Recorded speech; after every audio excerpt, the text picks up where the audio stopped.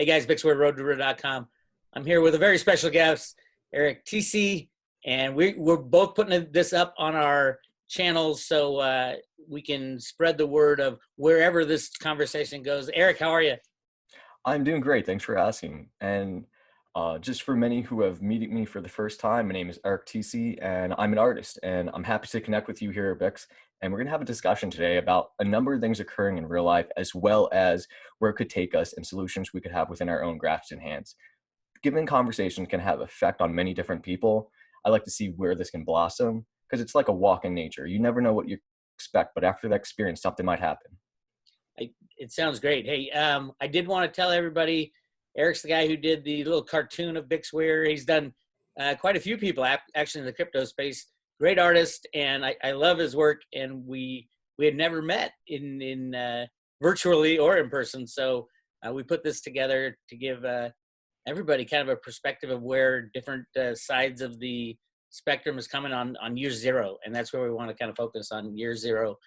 And when I first heard about year zero was Clif High's Clif High interview. He talked about it, and he had heard of year zero through the deep web military conversations that were going, saying that 2020 was going to be year zero, and they were referring it to actually the amount of calories that were available for consumption going out into the future, and it was kind of restarting. There wasn't going to be enough calories, and that kind of lagged into everything else that has followed the crashing of the system and things like that. So what's your take on year zero? Does it have any meaning for you as far as what you've been working on and thinking about? Well, I like to see things more as we can disconnect from the label we provide what's going on, because I find that many can have a different name for a color, but that color can still get that same essence. I find year zero is a good representation, not only where we are to only restart pretty much many systems that are in shock, but to actually reinvent and offer up a new solution to not only rebuild and replace the systems that have come beforehand, but utilize technology like the blockchain or many other aspects in which we collectively and community-wise build these new systems in place, whether they're coming from a locally engineered perspective or it's being inspired through internet conversations or ideas that can spread like wildfires. These things are always like the birthplace of not only in creativity for many. And without a doubt, we're in a huge shifting times where many of the world's external security is at threat, not for the fact that it's being pumped and manipulated to, I would say, hold up the illusion, but the same illusion is being challenged to see if there's an authenticity there. Is this where you want to invest in? And the big question is, where are you investing your time, energy, and understand where your sources come from? Because many of those not only are changing below your feet, but this is a time and place to actually get clear what it is you have around you, what it is you have to work with, and what can you do from it from there. Many of us are going to be taking actions for the very first time with backyard gardens and stuff like this, but I'm sure yourself, myself, we've kind of been aware of a lot of things coming on end. And whether you're looking at the sustainable movement of tiny houses or backyard gardening, or just the idea of being able to source what you can yourself, these same kind of principles are going to play a huge part in how each of us are going to take solutions into our own hands and apply what works for them. Other individuals are going to be great at connecting the community, while others are going to be working at hard, plowing their lands to make sure that they have enough food to share with those around them. Even the concept of community gardens can come together, how you can bridge two ideas and have more of a collective input instead of weight falling on a single individual. So I think we have a lot of different angles and perspectives that we can see not only this creative new start opening up like what this year zero can represent, but in the way that we can take this and go with it might just even eclipse some of the systems that have come beforehand, because their very nature that they not only improve, but they show the whole world what more potential can exist rather than the limitations that previous systems have projected in the past. What's your take on all that? That's an awesome perspective. And truthfully, me coming from the banking world, 25 years of banking and then getting into exposing the banking world, at first people were saying, I'm too optimistic. I'm telling them the entire complex is going to collapse and I'm too optimistic. But the key is, I mean, I struggle at times keeping it positive, keeping it so that I'm looking forward and not backwards. I'm not thinking necessarily of the destruction of the old system and how painful that is going to be, because it will be painful for the vast majority of the civilized population, whatever that means, the industrialized population, the people who got used to a life that that didn't require all that much input from the person to live it, like in the United States. Just speaking from a U.S. citizen, you can get by and everything's fine, and nobody really struggles all that hard. And if you do, you're struggling with help of the government. The government's there to help everybody and bail everybody out, and so everybody's used to that being there. I think we're approaching a time where that won't be there, and we will start having to think for ourselves and how we want to create a life going forward, create a monetary system going forward, create a social system going forward. And I think it will be. I think you're right. It's the people who get to decide from here on out, as opposed to the controllers who have been deciding, who gets what up to this point, and up to the point of when this system falls apart ultimately, which I think we're getting real close to with the derivative market in oil just absolutely going sideways. It affects so many areas, and so many banks are going to be failing. They don't have enough money they couldn't even create enough money to bail out the system as it is. So that, to me, can be very scary, or we can look at it as an opportunity, like you're saying, to change things, to look at things in a different way. And the beauty of it all, the best part about the old system being destroyed, is the debt. It will be gone. The debt is the biggest problem on planet Earth right now. Nobody really thinks about it because they've been working so hard to pay that pay the next mortgage payment, pay the next credit card bill. And they don't lift up their heads and say, wait a minute, where did this debt come from? Who created it? Who's benefiting from that type of system? And with the crashing of the derivative market, all that goes away. And we can, once again, we'll have to reallocate money and things like that. That's kind of the positive side going forward. And I think guys like you who are working on actually ways to implement a new, different type of society, at least for you and your community, and say with me in my Road to Ruta community, we're talking about, okay, how can we apply cryptocurrencies? My friend Bitcoin Ben talks a lot about, hey, getting alternative sources of income and streams of income through cryptocurrencies, knowing that cryptocurrencies are going to be amazingly useful to humanity, and they don't require the old system being in place. They don't require the banking system. They don't require governments, things like that. And if you can apply that to everything in your life, it really is. Year zero to me represents the brand new start. And I've been talking about it for over 20 years, how the old system's going to crash and we're going to have to get into a new system. But when it's here, it's both frightening and exhilarating. And I'm right now, I'm in the in between. I'm frightened at times knowing what's about to happen, and I'm exhilarated about the change. You go out to stock up on TP and you're reminded at the state of how society's dealing with many things. And then you come home and you get to your space and you realize where you are and where you stand. But I find that so interesting because we are very opportunistic individuals. And when we can see potential as human beings, we kind of wonder out of curiosity what can come out of that. And many of us right now, they've been, like you've stated, at this 9-to-5 job, earning a paycheck to cover the debt that is paying for them to go back to work so that they can come home for those few hours and just enjoy just to wake up and do it again. And this cycle has lost generations of individuals of knowing who they are or what they're capable of. And for the first time in probably who knows how long, many people are actually starting to just take a breath and realize where they are. And they take a sniff and they're like, what's that smell? To find out that the shit below their shoes is what they've been standing in. So now it's time to actually recognize and start to take proactive actions in which we can actually start to clean things up, to become what we're aware of where we can.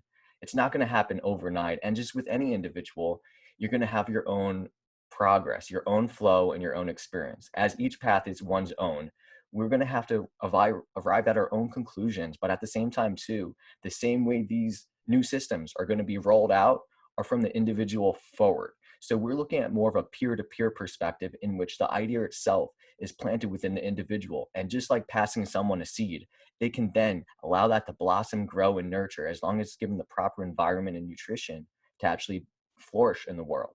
So what we're doing is providing seeds for individuals. And if you look on the internet itself, the same way that individuals were able to recognize that maybe more of these conglomerate news networks might not have the best sources of information.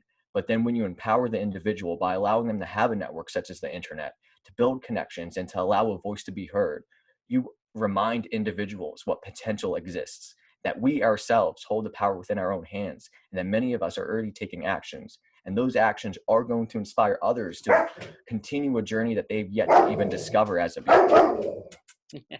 Girl. We love her animals. What kind of dog you have? German Shepherd. Awesome. Good guard dog. Excellent. Yeah. So when we're looking at a lot of the things that we could do as individuals, we're somewhat kind of up against a huge wall of thinking, wow, look at everything has come before us. What can we do to feel like we have the power? Many of us don't even realize it because they've been so conditioned, and many of us are even programmed unconditionally. And we look at these things, and as we kind of sit and witness them, sometimes we catch maybe more of a glitch that happens in that sort of system, that we recognize it's an illusion. And we recognize, wait, if this doesn't have to be, how do I truly feel about this? And that's where people are starting to turn within and actually dig out some of the good things that they've been lacking. We're kind of more going towards very dysfunctional, but more of a diagnostic test as a societal detox occurs, because we're removing the prime systems that has kind of kept everything going for so long. We're now realizing the contrast of what it's like without, so that we can greater appreciate what we have, while at the same time too recognizing maybe the fruits of our efforts and energies might not be there tomorrow. How do we change course? Many are going to try to preserve that old world the best they can because that's all they know of. But many who are curious, or at least willing to hear even locality of those that are exploring new alternatives, they're going to just trend. And that trend is what actually sparks each individual to share ideas with one another, to give new concepts. And that's the birth of innovation. Because I bet many of the new technologies that will develop are going to be developed more on an open source approach, or done in a sense out of passion. We're going to see new systems in place by blockchain alone that allows us to do more than we can do on our own, than the dependence we provided to institutions, which have not only failed to keep interest of those that they wanted to support, but to take it away in the means of something like what we're going through as of now, where the limitations and what you can and can't do is now being projected at such a wide level that if you're not repeating this same statement, you're being challenged, not just on a sense of individuals, but on an authoritative state. So now those who are looking for authority, or those who look and see the word official and take that as something that's so solid that it defines their reality, they're going to take that and run with it.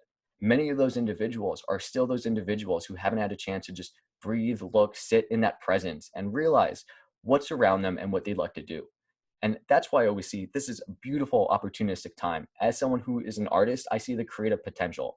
Artists get to see something arrive out of nothing, and that work you put into it is driven by those passions. So the fact that these individuals all probably have their own unique creativity that they can express, whether it's through the way of communication, or the way of a hobby, or even caring for a family through nurturing, or supplying other individuals with resources and assistance, they all play an integral role of a larger fractal onset in which we're not only changing the world we're going by, but we're redefining it by what we choose to allow our reality to be.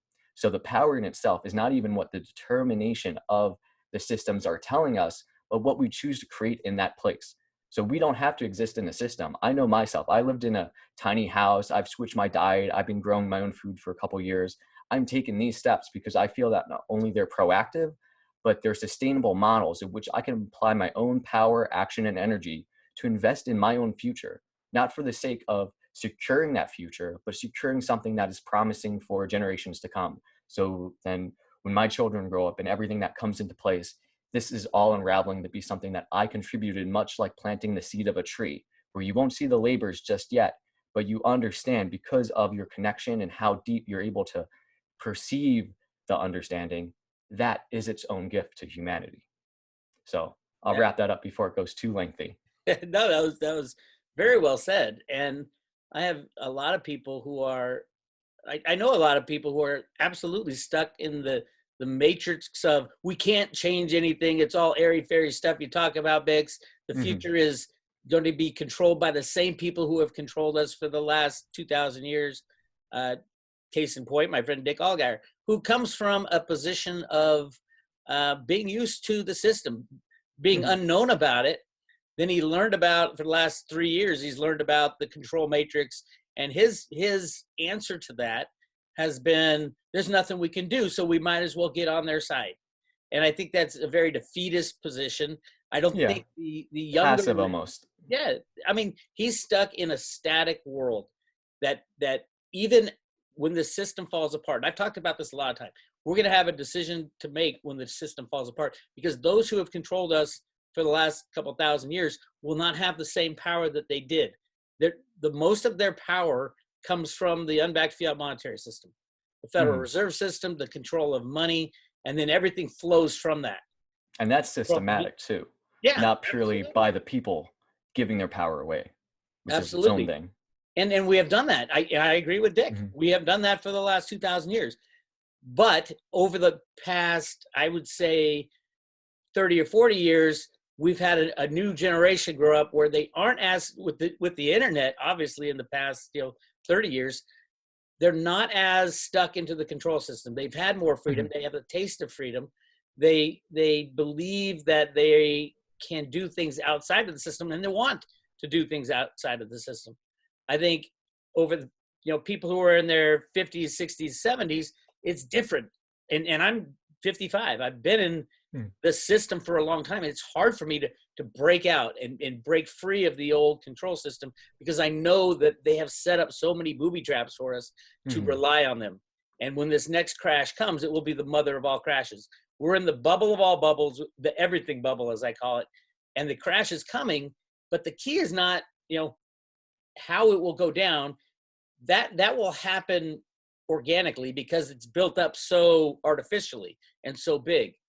The key is, what do we do after the crash? Do we turn to the guys like George Soros and Donald Trump and all the people who want to control our lives, think they know what's best for us? Or do we decide on an individual level, hey, wait a minute. Now that all the debt is gone, we get to restart a new system. Who are we going to depend on? Clearly, we can't rely on, we can't trust the people who have destroyed the system we're living in. Clearly, we don't want that. So who are the people who are going to be deciding, whether or not we get implants, or whether or not we get an ID that follows us around everywhere we go, whether or not we allow our government to tell us to stay on lockdown? Who are they to decide that? And who are they to decide what I do with my life, what my neighbors do to make a living? I have people who have literally seen their small business, their small restaurant be destroyed before their very eyes because the government told them they had to stay home. And that is wrong. That should never have happened. I get that this bioweapon is absolutely massively dangerous, but there's other ways to deal with it, as in, say, for example, giving people the choice, having people decide whether they go to work or not. And as long as they know the risks. I mean, everybody's been told of the risks. Nobody's been told how to harden your body with things like vitamin C and chaga mushrooms, things like that. But that should be an individual's choice. Do I want to risk my health and the health of my family? I get how it spreads, for the economic viability of my family going forward. Because all this does is absolutely force humanity to turn toward their government for help, because the government is the one that laid down the decree that you're not allowed to go to work. You're not allowed to fend for yourself. You have to rely on this government. And when you get back to your job and we get back to the normal way of living, everything's going to be different, and everything will be, we're going to have another bailout for this, and we're going to have another bailout for that. And because the government told you to stay home, we're going to give you free money for as long as you need it. As long as we can stay in charge of the ones delving out the cash, they're fine with that. And they get votes, and they get to control us even more and more. That's what we're going to have to decide. Do we take individual responsibility and say, screw you, government? Or do we say, okay, I got no hope, so I'm going to turn to you, Mr. Government? That's what they wanted all along. I think that's the key part of this thing that people aren't talking about right now, is the shift in who's going to run your lives. And we're starting to see little protests jump up in the United States, and I love that. And that is great, but it needs to be bigger. And I think when Trump put the governors in charge of opening in the states, it was a great thing, because all the governors get voted on by the people below them. if the people below them are seeing other states open up fast and real fast, if Trump was the decider, every governor, the Democratic governor around the country would say, oh no, we have to stay on lockdown. Now they're like, oh my God, these other states are kicking our ass. My people are mad at me. I'll never get voted back into office unless I get people back working. And oh, by the way, all our budgets are destroyed. What are we going to do about that? We got to get people back out there working. Crazy times. And but I think, I'm hoping that when we look back on all this, we'll tell ourselves it was crazy to do it in the first place. We should have relied on the individual to decide what they wanted to do. Give them all the information. I mean, there's so much false information about, what this bioweapon is it's insane. And the amount of deaths and the amount of people who have it or don't have it, nobody has the right information. But that's up to the people to decide. That decision should be in your hands, not the government's. And that's what's always important, because we each are our own going through an experience. For someone else to dictate or provide us a means in confusion can be maybe a helpful gesture. But when that information and the sources of what their expertise is being sourced out of is only limited to the spectrum that truly exists out there, you need to question the source. In my take, I like to bring us back to all us being nature. And we're all fractally connected, and the same solutions that we're going to find outside the system are going to be the same solutions we find for our own health. In the way that we looked at Western medicine as this artificial injection, that their solutions are to add synthetic conglomerates of what they've decided to piece together to treat the issue, more like a Band-Aid rather than to treat it at the root. And like you've said for yourself, the Ayurvedic practices, these things are existing for centuries, if not thousands of years, in which this practice has not only been refined, but is just as much a valuable information that we can look towards the East for consideration of where we can implement what has worked. And then we can take the individual choice to apply that. My thing is that, like, I tell people, you want to improve your health, drop some acid, ACID, A, antiviral, C, vitamin C, I, immune boosting, and D, vitamin D. As you get all this inside your system, you're actually tending your own immune system, your body, to be a defense in which you're curing and taking care of your own garden. You're revitalizing the soil. And many of us don't realize that some of our health choices, some of our nutrition might not be ideal. And that has affected some of our own abilities to not only work with our own bodies, but the challenges that we might face day in and day out. The more we can address that and sit with that and understand and bring it to our awareness, that is the moment we start to invest in ourselves. And I don't know a single individual who has begun to make a choice to start putting their energy towards what they truly authentically feel and how they are expressing themselves in the world. Once they do that, they will go on a journey and always look back and realize the moment that changed that was them realizing they had the answers all along and they were the one they were waiting for. So as each individual implements these ideas, we're seeing movements similar to how we look on the internet in terms of peer-to-peer. We can see individuals with open source software, and they're putting the code out there so others can pick up on it, develop it, bring it further. And there's a whole case of individuals, just as much as they're individuals of governance cracking down on trying to censor or try to harvest your data. There's individuals that are promoting ways that you can protect your data, to become your own individual and to realize that these technologies are up to the individual. Anytime you're dealing with some sort of digital distribution, you're also dealing with the distribution of individuals participating on that. And that's a collective input. When you are dealing with all the different innovations and creativity that you then throw into that, you're dealing with some sort of powerful tea going on here that can really change the minds and hearts and souls of many individuals. And when you're challenged by a system where you had so much faith in, that is going to be challenged. And faith is one of the biggest things in which you want to have belief in the system or belief in yourself. When we take away the belief that we have in ourselves and what we can do, we really turn to systems. And I'll tell you, for the last century, we've dealt with at least 3 to 4 generations welcoming in and then accepting many of the restrictions in place, whether you look at the banking system and taking out the gold, the way we structure how we give power away, the way we actually promote the nutrition and health departments, the way we say what we can practice and can practice. And then at the same time, it's just like children. When you have children that fail to grow up on the foods that exist in reality, they don't consider that that potential is just as much as important to take in as the equation to improve something, rather than growing up and realizing it never existed at all.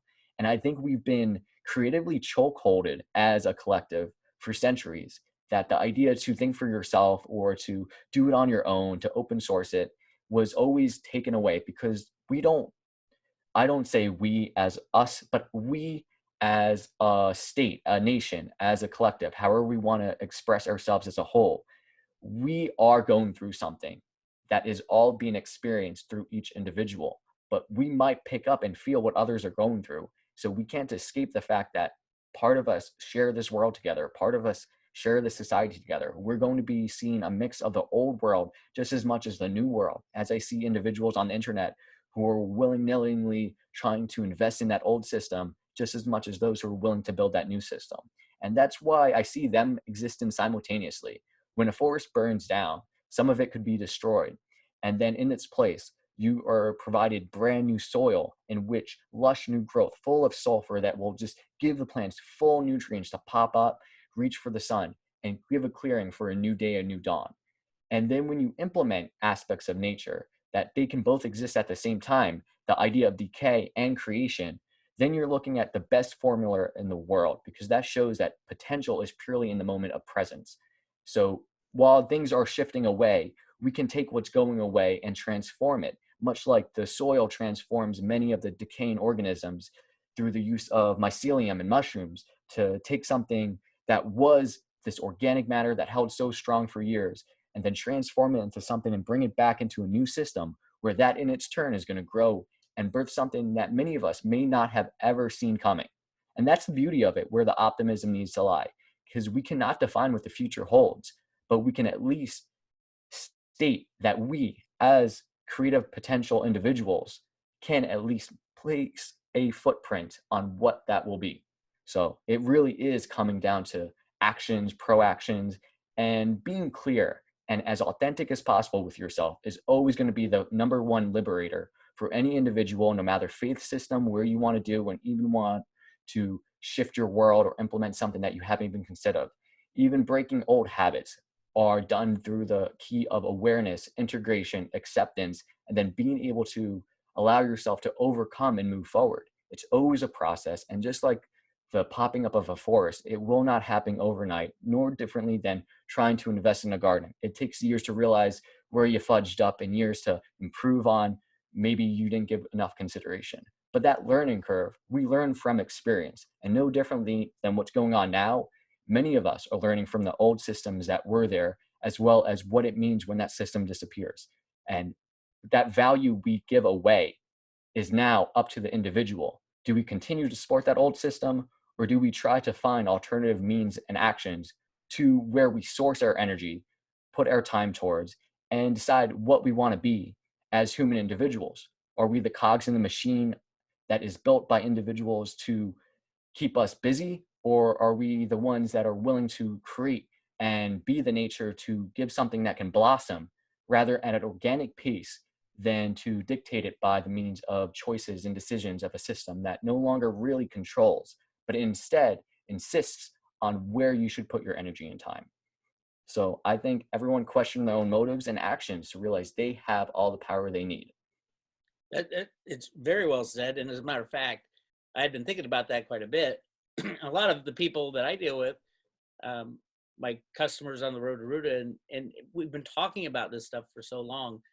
It is hard. You're right. It is difficult to, it seems like you're screaming into the wind sometimes, as you're like, you can see the future as being different and better and more inclusive, and all the, we, at some point when the old system ends, we're going to get a lot of assistance, I believe, from all the hidden technologies that our government has hidden away. And people don't see that as yet. I think they will very soon, as kind of a tailwind for us, those of us going against the grain, against screaming into the wind. We're going to get a tailwind from all these new technologies, that a lot of these things that sound like they'd be impossible to fix in our system environment, the the monetary system, Mhm. the weather, the ways we get energy, the ways we grow food, all this stuff.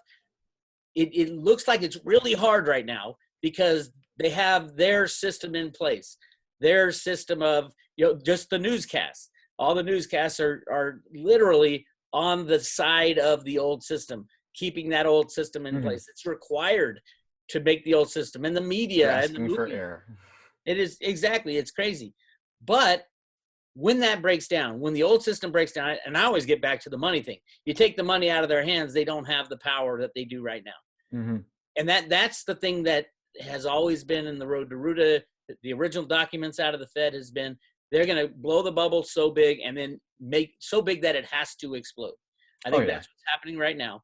So we're at that point where the explosion of the derivative market is the big thing that nobody's really talking about on the news yet. But oil prices go negative $40, Mhm. trillions of dollars were lost in the derivative market. Now, who held those derivative positions? It's the large banks. It's the large oil companies. You're going to see some really, really, really destructive things coming over the next couple months. That's a good thing because Yeah. it takes the control. If the monetary system breaks down, it takes the control of all the other stuff out of their hands. And hopefully the good guys, as I call them, will release these technologies that can assist us in moving forward with some tailwind. I mean, we've been screaming into the wind for so long. We're going Mhm. to get some tailwind with these new technologies, a new monetary system, and all this stuff will help us so that that the changes you're talking about don't seem so far out there. They Oh do yeah. seem more achievable and a better outcome than what we had before. And I think there is a beauty to that because you specifically hit it right on the head, is that this technology in itself not only is going to trigger in new methods and solutions that we were not capable of prior, but this is going to show others what it is. And I think this is coming in the same way that we can see, okay, so I have a news site, weekendworldnews.com, and I come across news sites and I curate the news. So one of the things I do see all the time is very much what you're talking about and is being done. And as we've seen in banks, you've started to see like all these different banks and they're all coming into one company. And I think that's what you're seeing in a dying system, this coming together because they cannot support themselves anymore. And when you're seeing crisis, look at sanctions that were given on other countries. In even the US sanctions, they saw that as an opportunistic means that Russia themselves, in the decade alone, has decided to turn around their whole organic farming system so that they themselves become one of the highest producing organic farmers, or at least the sources of organic food in all the world. And when you're looking at how they can supply their own country, whether they're building up on their gold reserves or utilizing systems, they are deciding to opt out by using what is currently in their potential. Now, with any system whatsoever, you're dealing with the idea of construct. So, to understand construct, you look at the Western world of how things are put together, and we look at an idea of like science. Science has a hard time trying to introduce the idea of like these newer technologies, but science itself has been for years telling people certain modalities and models that don't exactly line up to the way things work in the outside world. This leads to confusion, and I think the more we bring about clarity and understanding who we are, and this happens within the same fields that these individuals are exploring, you're going to get alternative answers. And I think those answers are going to end up looking at the reality of one nature of our side is electric. It is this direct current from point A to point B in which we can drive a passion, while the other end of us is magnetic.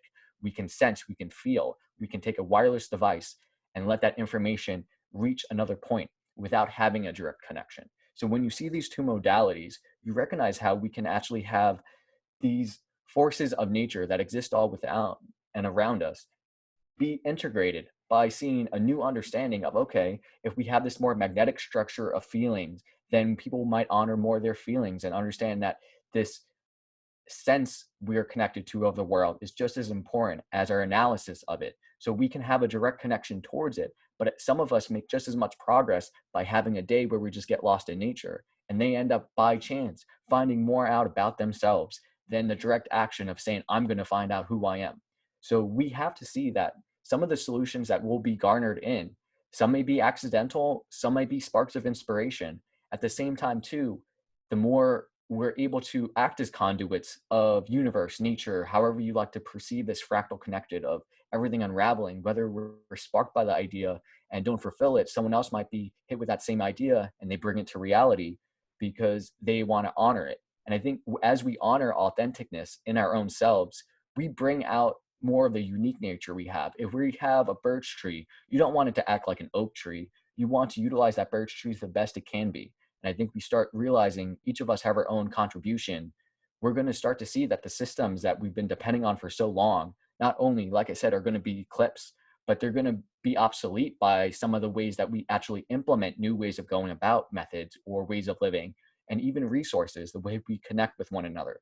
The idea itself that Facebook can be threatened by how well we connect, that they need to implement not only censorship, but what you control through your feed, as well as how much information is being shared with those individuals. That is a sign of fear. That is not a sign to improve technology, to garnish innovation, or to birth about ways in connecting individuals. We're recognizing that many of the systems in place, even on social networks, are built based off monetary gain, and they have been bought and sold out to not only produce more of this, but to specifically only grow these systems when they are improving that gain. If it's not about that, you see that's where you're lacking that heart and soul. So individuals who carry that, you're going to see moments on Facebook, no matter what they try to do, you'll still see people connect with one another because that human heart, that human connection, the way we actually are able to be these lanterns in the darkness for others can show that others can pick up on opportunities, ideas, and concepts just as much as they're exposed to it. And if you look at the education system or the, I'd say the primary food that you'd see in Western worlds, you're seeing a lack of depth because we try to hit things on a surface level, maybe try and fulfill the taste bud, but most of those achievements are done so out of just artificial synthetics that we are losing an aspect of what makes it what it is. So in exchange, do we want the experience to feel authentic like a VR headset, or do we want to step into a world where we understand that this apple I'm biting into, the zucchini I'm cutting and growing in the back, these things are not only going to my body, but being something that we also create together. The fact that as we disconnect from the world, those who still are in this day and age during quarantine lining up at the McDonald's drive-through are at a challenge because I bet not a single one of them truly understand where their food is coming from or how easy it is to actually get access or to have your own food. But many of the individuals for generations grew up because parents have been working. There's been too much going on, and the confusion and chaos has only been increased over time to the point where our generation, even those of the millennial, are giving such a bad name because they've been, I guess, robbed of the guidance that could actually birth a new state. And that's why they're challenging the system in place. They opt out of it. I know I was one of these individuals that I can see what was going on. I was born in 90, and even at the age of 11, seeing the whole 9/11 shift in the way that the states took power, the way of means and abuse of how other individuals are swayed, even emotional manipulation. As somebody who recognizes as a designer how much the like advertising industry really pressures people to plant ideas. So these things are not incapable, but the way that we recognize it and call it out what it is the moment we take a power away. So we see the advertisement, we see what they're trying to do, but then choosing by our own choice not to be a part of it or not to accept that as your own reality, you realize what's the case there. Then you become immovable by these programming methods, by the means that they can try to assert your power because over generations of taking away potential and the ability to take consideration of what we can be has harnessed people and it has held them back so much. And the more freedom you introduce people, it's telling people not to go out into the world and discover things, just to stay safe. But as soon as they do that, their minds open up, their hearts open up, and they learn something that they can't get from a system, that they can't go and visit. And then in 5 days of going through somebody talking, walk out of there with the same experience. Experience is one of the greatest methods in which we are always going to learn, grow, and continue to expand collectively, society, and individually. And it's kind of beautiful thing. I see life as a work of art. So it's just something where I connect how nature truly describes what's going on around us just by what we're seeing too, if that makes sense. Yeah, it does. When you talk about food, it always brings me back to my wife Amy has done this cleanse. We went through a spiritual program with Christoph Melchizedek for a Mm. year, and I loved it. I mean, it Yeah. was all new to me. It was all brand new. Yeah. The second month of it is a raw food cleanse, where you Hmm. do 1 week of raw vegetables, and that's all you're eating. And that's the way that nature made them.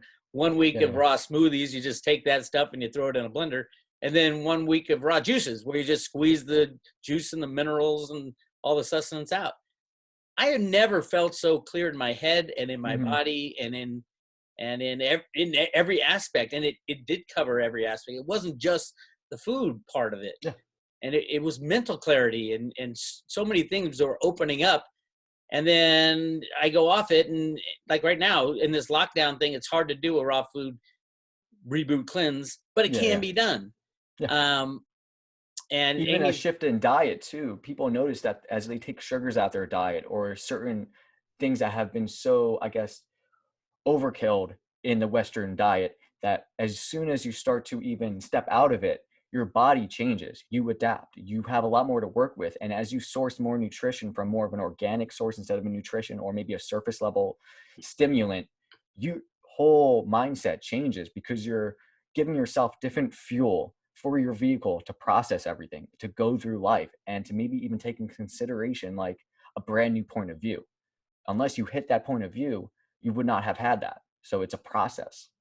yeah, absolutely. And I mean, with Amy's, she put up a website. It was all free. Mm. It's called the Raw 21 Reboot, and it has recipes that you can actually make good, really good food Oh yeah. through. I mean, she's a very good cook, so she's making these wraps out of like dried beet wraps instead of a tortilla and all this stuff. And it was amazing to me. You can eat well, you can feel better, and then I mean, for me, it keeps going. Why do I go back? Why do I keep going back to the old way I used to eat?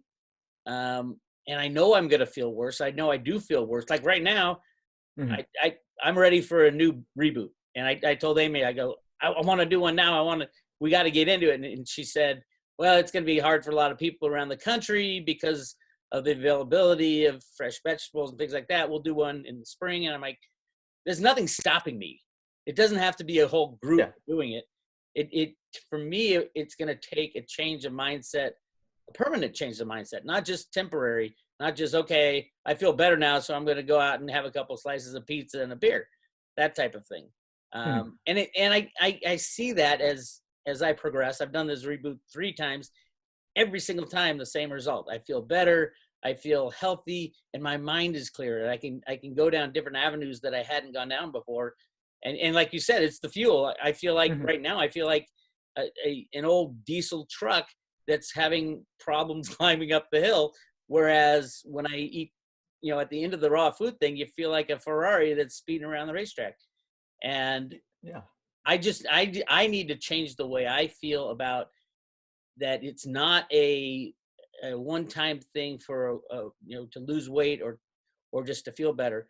It should be a life thing so that you can truly lead the kind of life you were built to lead. I mean, it's raw food, meaning God provided Mhm. us this food to eat as a source of nutrition.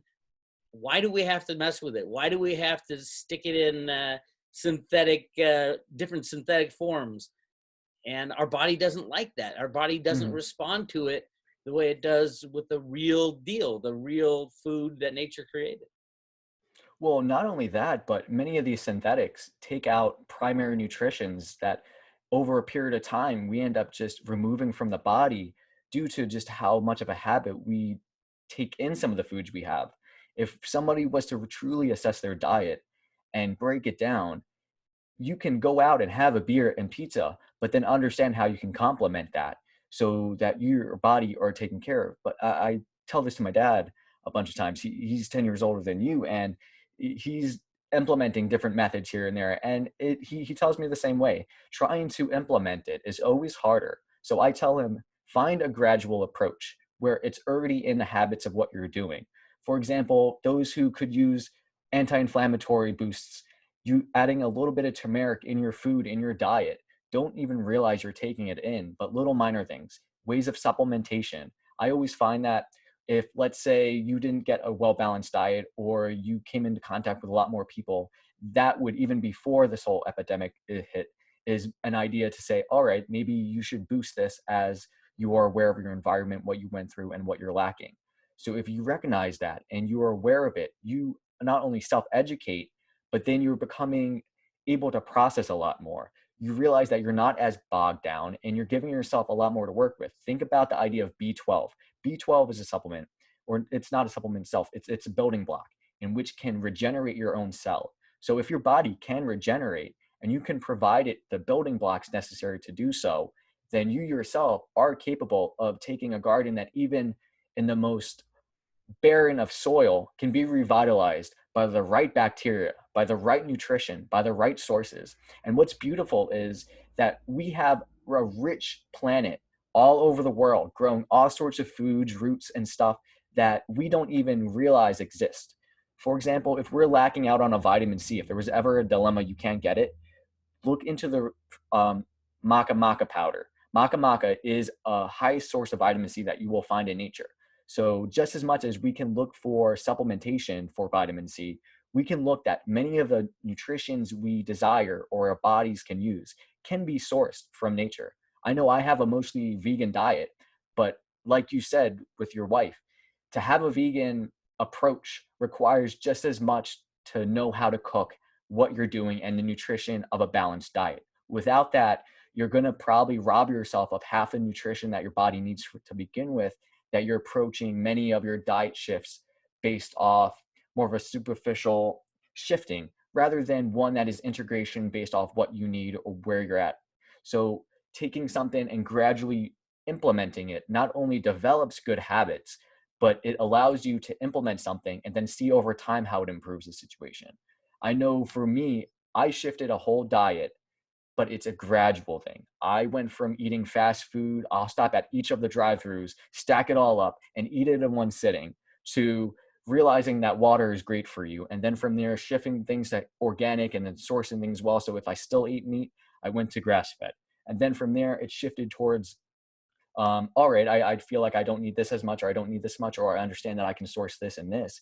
And that shifts it up altogether. So now my diet consists of having one smoothie a day on top of all my other meals. But in that smoothie, what I can add my chaga mushrooms, I can add all my other mushrooms, I can add my maca powder, my cacao, my camu camu, I can add elderberry, you name it. There's all these sources around the world. But then you put into a smoothie, you drink it, it tastes like a Frosty from Wendy's. You don't even know how good just having that in your body gives to everything, because we can't understand what it's like to be a cell just as much we can't understand what it's like to be an individual influencing how the collective's unfolding.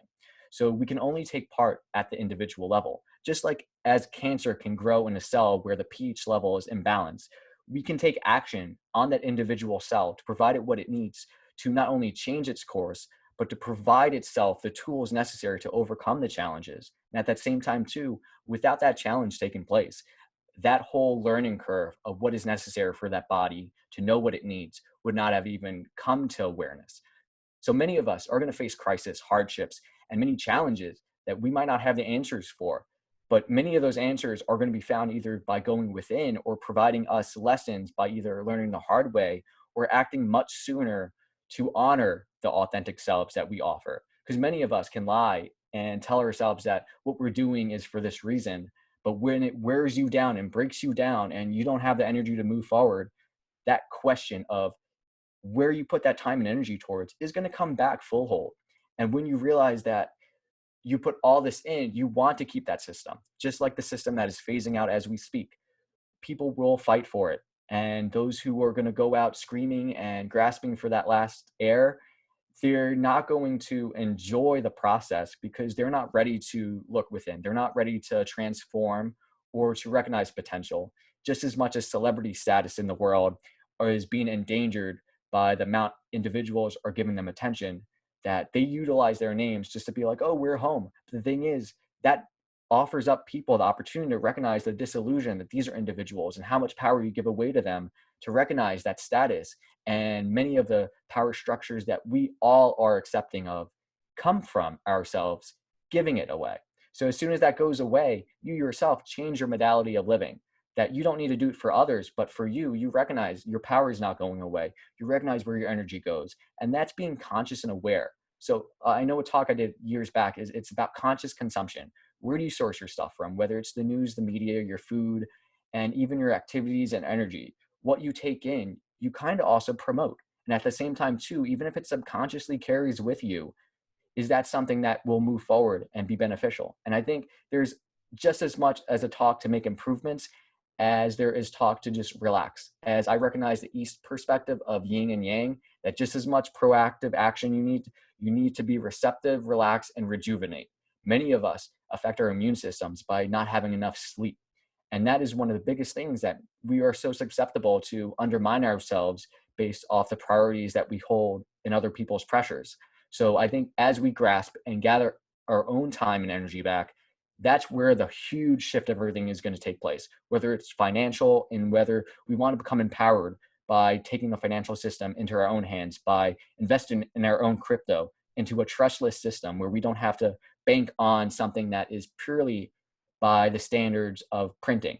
So I always say that you can't make art of huge value if it's by the creator, because if you put it as a blockchain, you can't sell the concept as an idea. It's the value of the construct. Anyone can recreate that. So the concept and ideas are impermanent. That is the beauty of it all, that if we can take that idea and realize that many of the systems are merely just constructs of ideas that we can put together, the same way that those systems have been put in place are the same way that we're going to implement brand new ways of living. And like I said, it's going to happen in a very decentralized manner from the inside out. And this is kind of just, like I said, a very funked up diagnostic tests for nations, for states, governance, people in power, to see where they stand, to see where their resources are, but even down to the minute level of an individual, recognize where they stand. Are they in a good position, or have they been depending too much on a paycheck to paycheck to support something that might not even be a realistic and practical pursuit?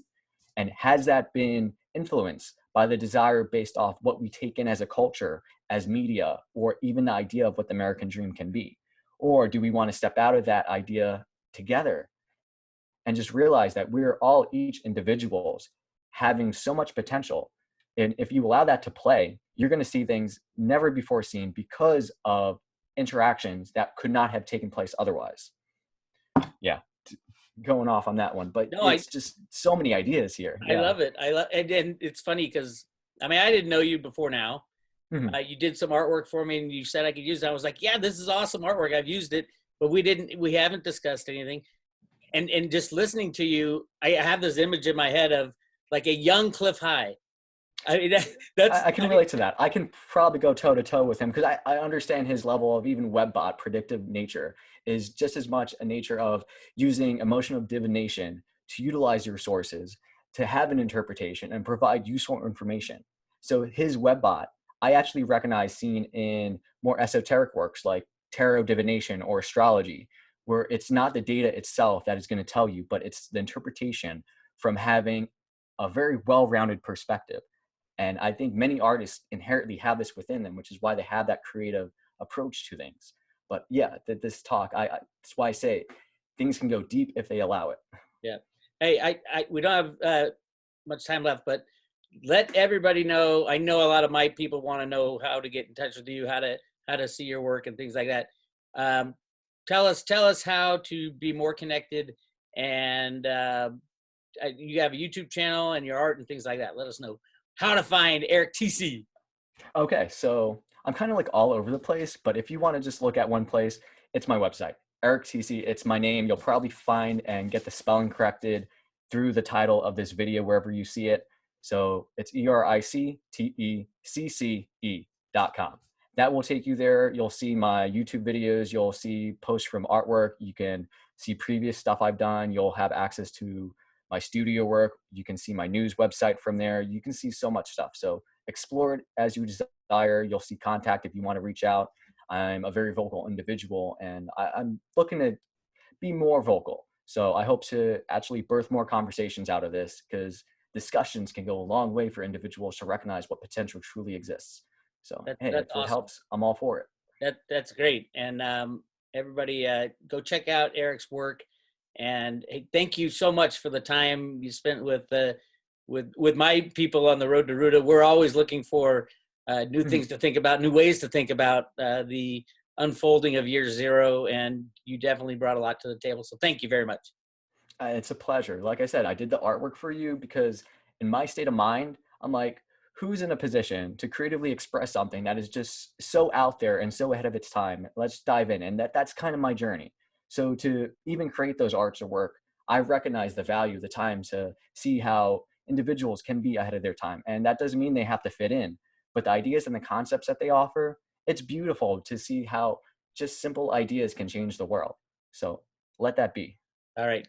Hey, let's get together again soon. And No doubt. you absolutely have fun out there. Keep doing what you're doing. We're gonna get your name out there as much as we can. I'll talk to my crypto people and say, hey, you gotta interview Eric, and we'll move on from here. So thank you very much. It's been a pleasure. Thank you, Bix, for the time and the opportunity, as always. All right. Take care. You too.